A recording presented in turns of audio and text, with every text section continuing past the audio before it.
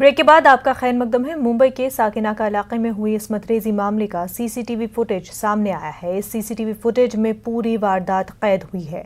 इस्मत-रेज़ी के बाद मुलजिम मुतासरा को बेरहमी से पीटता है और मुतासरा को नीम मुर्दा हालत में ऑटो में रखकर फरार हो जाता है। रात होने की वजह से तस्वीरें थोड़ी धुंधली हैं।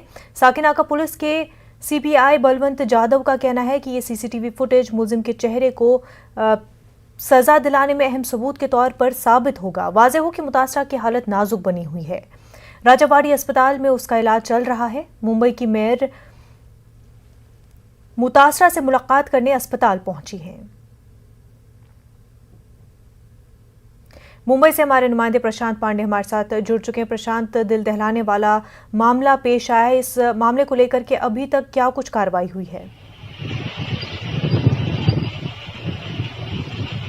जी बिल्कुल, देखिए इस हादसे की जो जानकारी है वो मुंबई पुलिस को कंट्रोल रूम में कॉल करके एक व्यक्ति ने दिया था और मौके पर जब मुंबई पुलिस की पूरी टीम पहुंची तो उन्होंने देखा कि पीड़िता घायल अवस्था में जो है सड़क पर पड़ी थी। उसे अस्पताल में भर्ती कराया गया, जहां पर पुष्टि की गई है कि उसके साथ बलात्कार हुआ है। साथ ही साथ उसके प्राइवेट जो पार्ट्स हैं उस पर जो है रॉड डालने की कोशिश जो है आरोपी